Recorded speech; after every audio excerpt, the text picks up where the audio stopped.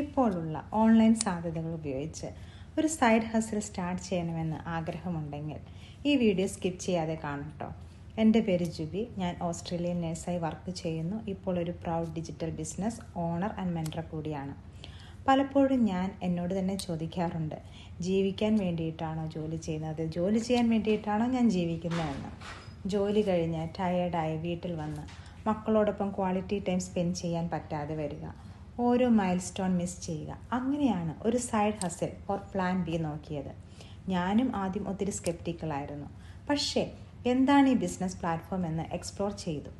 ഇതിപ്പോൾ എനിക്ക് പറയാൻ പറ്റും, best decision in my life.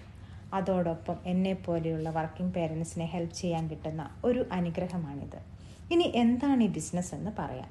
ഇത് ലെജിറ്റായിട്ട് ടാക്സ് പേ ചെയ്ത് ചെയ്യുന്ന ഒരു ചെറിയ ഇൻവെസ്റ്റ്മെൻറ്റോടുകൂടി നമ്മൾ ഓൺലൈനിൽ ഒരു ഷോപ്പാണ് സ്റ്റാർട്ട് ചെയ്യുന്നത്.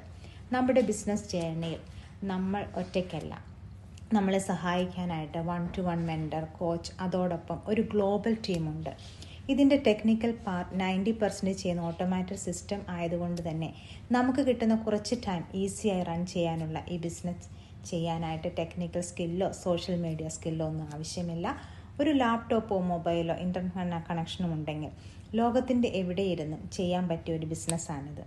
അതുകൂടാതെ ഈ ബിസിനസ്സിൽ ഒരു പെൻഷൻ പ്ലാനുണ്ട്. സോ എയർലി റിട്ടയർമെൻറ്റ് ഓപ്പർച്യൂണിറ്റി, നമുക്ക് മക്കൾക്ക് കൈമാറാൻ പറ്റിയ ഒരു ഹൈ പൊട്ടൻഷ്യൽ ഓപ്പർച്യൂണിറ്റിയും ഈ ബിസിനസ്സിലുണ്ട്.